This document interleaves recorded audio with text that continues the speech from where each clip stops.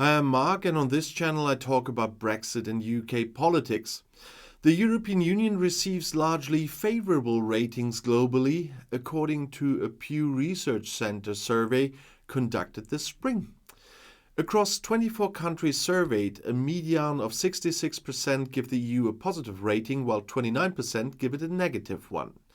In the 9 EU member states surveyed, a median of 69% have a favorable view of the organization, while 31% have an unfavorable view. Majorities in all but one country, and that's Greece, express a favorable opinion. Views are especially positive in Poland, where nearly 9 in 10 say they have a positive opinion of the EU. Outside the Union of Member States, views of the EU are somewhat similar, with a median of 61% across 15 countries giving a positive rating.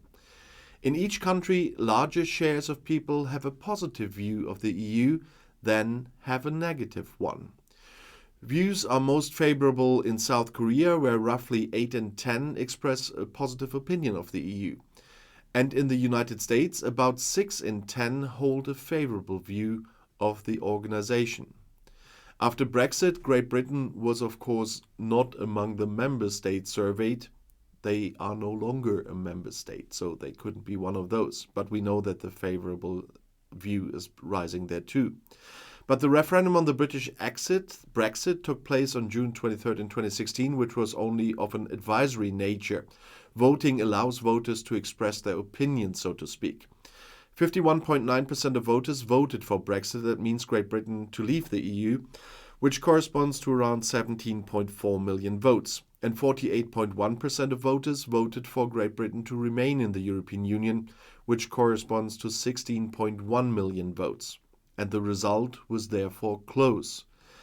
There were big differences in voting behavior between the British parts of the country. England and Wales spoke out in favor of Brexit, while the majority of Scots and Northern Ireland voted to remain in the EU. In England, 46.6% of voters voted to remain in the EU and 53.4% voted for Brexit. In Wales too, only 47.5% voted to remain in the EU and 52.5% voted for Brexit. But in Scotland, 62% voted to remain in the EU and 38% only voted for Brexit. In Northern Ireland, 55.8% of voters wanted to stay in the EU, while 44% supported Brexit. 46.5 million people were registered for the referendum, and 72% of them actually cast their vote. That means that the voter turnout was higher than in any British election since 1992. The morning after the referendum, former Conservative British Prime Minister David Cameron announced that he would resign in the next few months after that vote. I have made clear my belief that Britain is stronger, safer and more prosperous within the EU, he said. But the British have made a very clear decision to take a different path. Well, I dispute the very clear part, but okay. He doesn't want to be the one who takes the country in a different direction. And Boris Johnson, the former mayor of London and Cameron's great opponent before the referendum and head of the Brexit supporters, surprisingly did not run for the successor as Prime Minister at that time. Johnson saw that he had no chance of finding a majority in the Conservative Party at that moment. The leader of the right-wing populist British party United Kingdom Independence Party, or UKIP, Nigel Farage, resigned as party leader then. The Brexit spokesman said in London that he had achieved his goal and wanted to have his life back. The previous British Home Secretary and party leader since July 11th in 2016, Theresa May, became the new head of government then. She replaced Prime Minister Cameron on June 13th in 2016. May said she wanted to unite the country and complete Great Britain's exit from the EU. Brexit means Brexit is what she emphasized, and clearly rejected all efforts for a second EU referendum. And immediately after taking office, May filled important ministerial positions. Brexit spokesman Boris Johnson became foreign minister. The MP and EU critic David Davis was given a newly created ministerial post and was then responsible for Brexit. After the resignation of Prime Minister Theresa May, Boris Johnson finally became the new head of the Conservatives and the new British Prime Minister on July 23rd in 2019. And the UKIP under its party leader Nigel Farage was the only party in Great Britain, by the way, to support Brexit. That means Great Britain's exit from the EU. All other parties didn't. It was, among other things, pressure from UKIP that led to Conservative Prime Minister David Cameron even deciding to vote on this issue.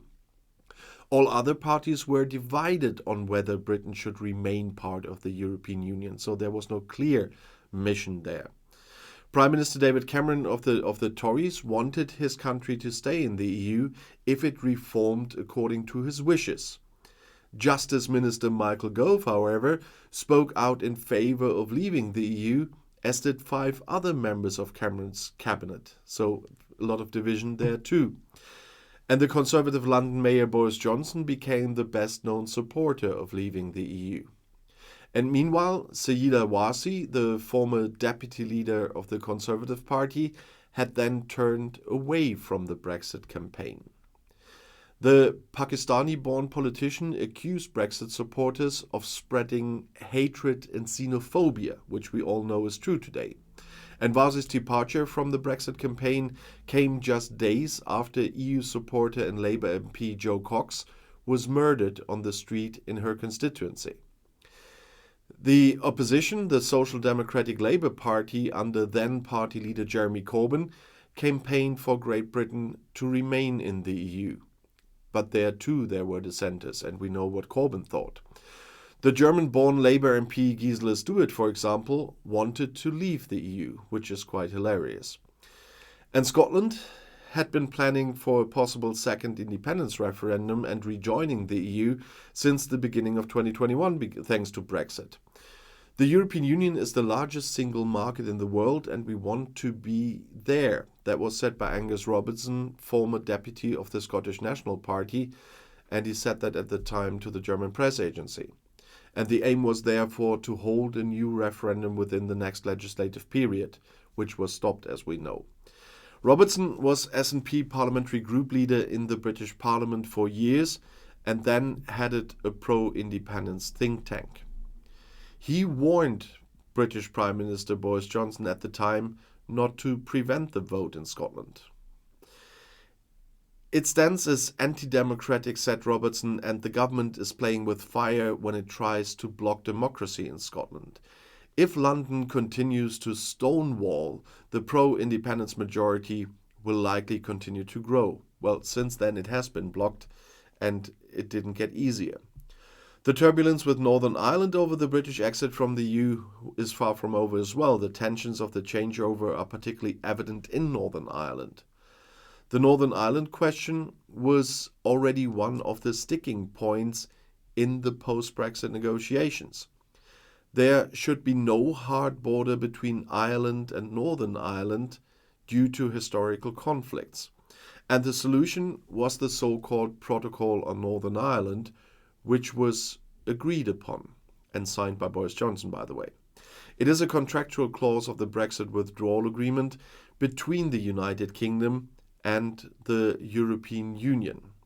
The Northern Ireland Protocol states that Northern Ireland will leave the customs union with the European Union, just like Great Britain will not leave it, but will still remain part of the European internal market. So out of the customs union, but stay in the internal market. The Northern Ireland Protocol is also intended to regulate checks at the external borders of the internal market. For example, it is checked whether goods are actually allowed on the market, whether they meet safety regulations, and whether food is healthy. In principle, these checks now take place at an imaginary border that lies in the Irish Sea, between the main British island and the Irish island. And that means de facto these checks take place in the ports, of course. The big advantage and the goal of the previous negotiation efforts is that there are no longer checks at the borders between Northern Ireland and the Republic of Ireland, which would have to be implemented because of Brexit, because checks there are seen as a threat to the peace process in Northern Ireland. Although the protocol attempts to circumvent these conflicts arise, particularly in Northern Ireland, because implementing the protocol in practice was very difficult for some.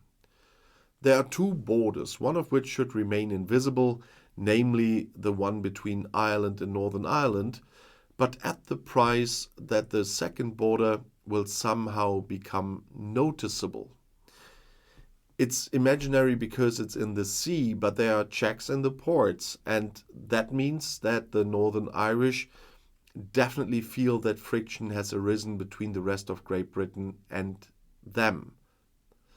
But there has been discontent about this for some time, and that because that is the stance of the DUP here, which are still blocking a parliament in the parliament and the government installment.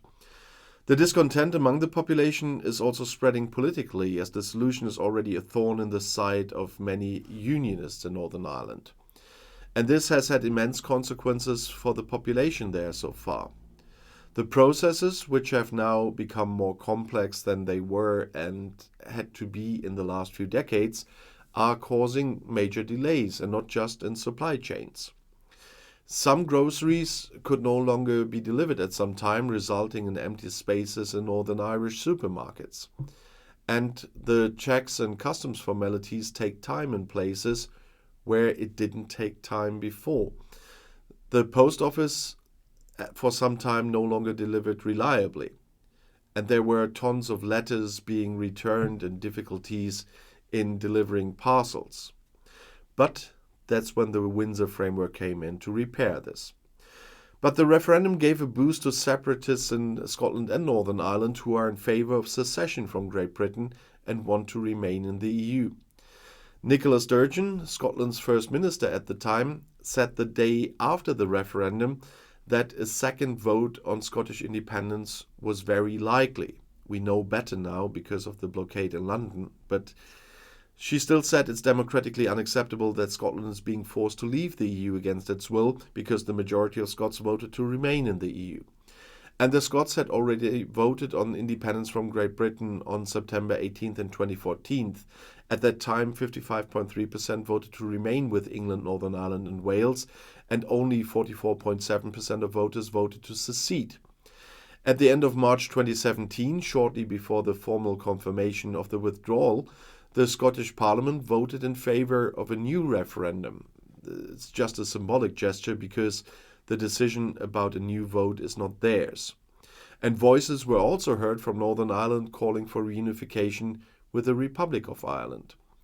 And Northern Ireland's First Minister of the time, Martin McGuinness of the Republican Sinn Féin party, said that the referendum had lost any mandate for the British government to represent the economic and political interests of the Northern Irish people. But this problem remains until today. As I said, the Windsor Framework repaired some of the issues with the Northern Ireland Protocol, but the Northern Ireland Protocol remains a vital part to keep the peace on the Irish island. And there will still be a lot of discussions, and there will still be a lot of consequences because the checks on goods coming from the EU are not implemented in the UK yet. And on the other side, London has blocked the second Scottish independence referendum, and the courts have decided that the government is right doing so, or is allowed to do so, and that the Scottish government cannot do anything about this. And so we will still have to wait how the developments are there. But if you want to know something else, the next video is right here in the end screen. I'll see you there. I'll be back.